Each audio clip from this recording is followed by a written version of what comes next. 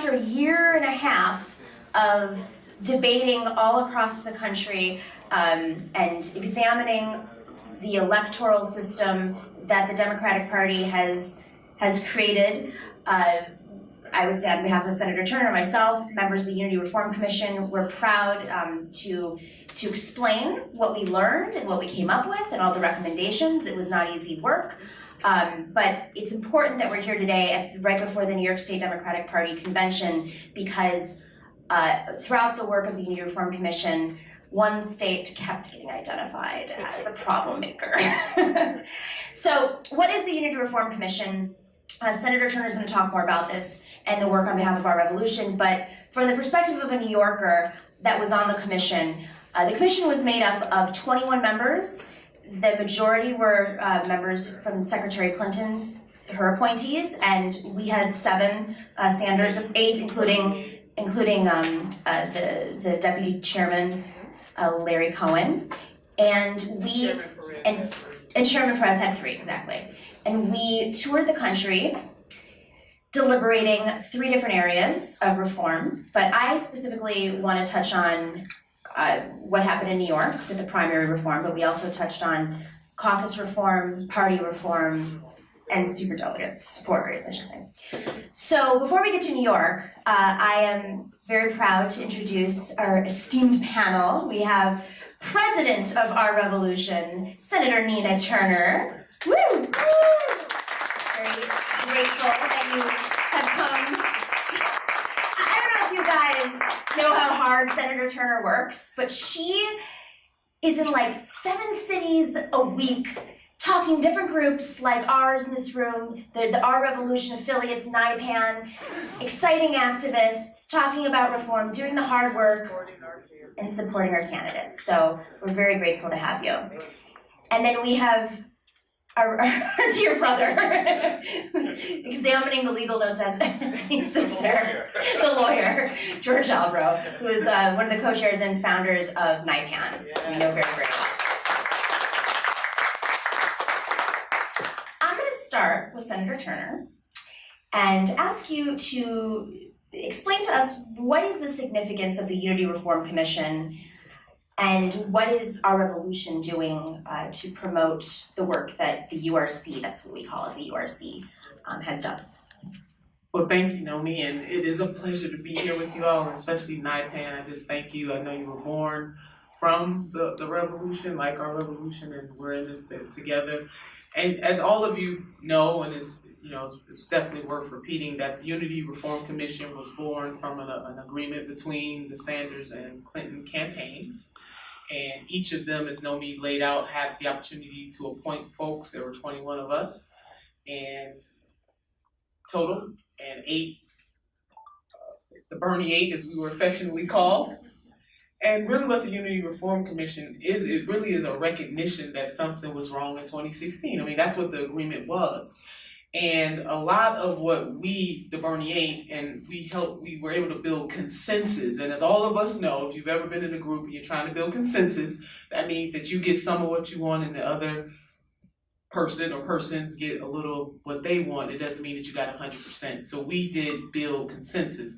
And as Nomi laid out, it was caucuses and primaries, superdelegates, and the Transform the Party portion of it. The superdelegate portion, well, let me go back to the Unity Reform, because it's important that when progressives tell this story, that even the creation of that commission was an admission that something was wrong. So let's not forget that. And the fact that the word unity comes before reform boggles my mind, because I believe that you get unity with the reform.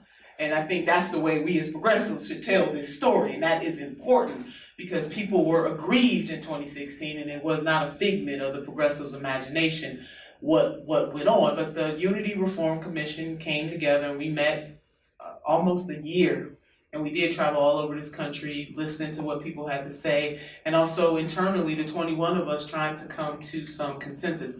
I was on the superdelegate subcommittee within the Unity Reform Commission.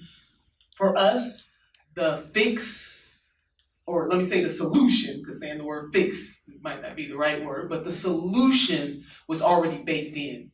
And that was the only part of the commission where it was baked in, where there was an agreement up front between the two camps about the superdelegates, saying that 60% would go away. So even though the Burning Eight made it very clear that if we ruled the world, if it was up to us, we would have done away with all superdelegates, the 60% was already there. So in many ways, the committee, with the superdelegates committee, we had to go with what was already there, but the Bernie 8 did make it known that we wanted all of the superdelegates gone. It is so important that for the Democratic Party to win over voters, both people who lean hardcore Democrats, but mainly folks who are independent voters, but they lean Democrat and they want to be a part, that we show by our actions that we are inclusive. And that starts right here, you know, in New York in many ways, because as Nomi said, the example that came up time and time again was about New York and how is it that a state that is controlled by Democrats would have the worst voting rules in the country. And I can tell you, when I served in the Ohio legislature, and I'm gonna give it back to Nomi after this, and I was fighting, me and my caucus, we were fighting against the Republicans of my state about peeling back opportunities for people to vote and rigging the rules to make it harder for poor people and people of color and students and elderly folks to vote. They would always throw up in our face, we have more voting opportunities than New York Democrats, so basically shut your mouth. Wow. You know, and it was hard to push, I did push back on that, you know me, I will push back. But it was hard to push back on that because what they said, even though they were wrong for what they were doing in Ohio, because this was about Ohio voters and the access that we were accustomed to, but the fact that they were able to use New York, which is controlled by Democrats, as an example, was quite embarrassing for me as a Democrat and a member of the Ohio General Assembly, just really embarrassing. So I am just so proud of all of you that are in this room and all of you who stand in the ready position for people who could not make it here tonight. NYPAN, for your incredible courage to go up against the machine, to be the David against Goliath. That really takes a lot, and I don't know how many people tell you this because I know it's hard to come up the rough side of the mountain and be the one that's fighting against well-moneyed interests, very powerful interests who just want to crush our movement and us. But there are millions of people all across this country who are united with you. And it might feel like we're in this fight by ourselves, but I can tell you from the 33 states that I've been in about 8 months, there are many people just like you all over this country. And then there's some people who can't show up, who don't have the same courage or don't know that you are standing up for.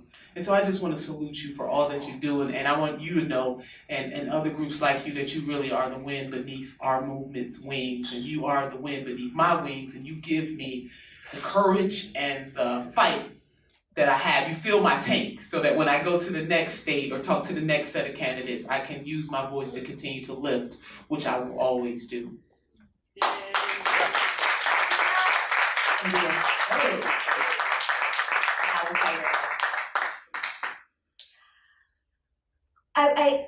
So as the New Yorker on the commission, there was one more person on the commission who said she was from New York, but she was really from California. She had just moved to New York. So I don't want to diminish her. She's a very important part of the commission, but she was a new resident of New York. So as the New Yorker on the commission, it was very frustrating to see the New York State Party identified over and over.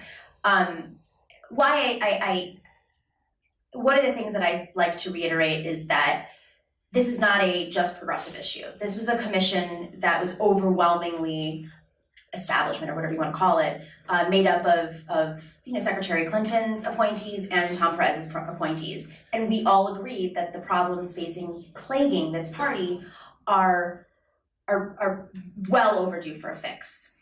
There are 3.6 million voters that could be voting in the Democratic primary, but that are not. And there is a resolution right now sitting before the New York State Democratic Party that will hopefully be voted on this week to allow the unaffiliated, the blanks, independent voters to vote in the Democratic primary. That was one of the recommendations that came out of the Unity Reform Commission. Clapped when it's passed. But it was important that we got that into the report. Some of the other issues that I'm sure you're all aware is that there are multiple voting deadlines for registration. Changing your party the deadline was 11 months before the actual primaries. It was in October of last year for September of this year. And then there are about 11 more deadlines scattered throughout. One of the recommendations that we made was within the party's power to consolidate those deadlines to the closest deadline to the election, which is, I believe, 25 days before the election, wherever they have the power to do so. Some of the excuses that we've heard over the years have been, well, it's statutory. It's up to the legislature. But we learned on the commission, and it was eye-opening. The co-executive director of the New York State Board of Elections, you can't find an expert better than that, testified that actually the party itself does have the ability to change the rules, and that was based on case law. So we have a legal expert here who can clarify this, because there is a lot of misinformation being spread out there. And I think it's important to recognize that some of that misinformation is being spread by people who are very comfy keeping these voting restrictions in place. I'll go as far as to say it's self-inflicted voter suppression.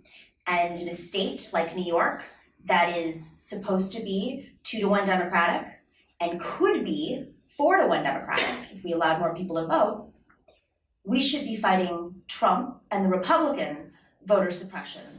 And we should be leading, and we are not.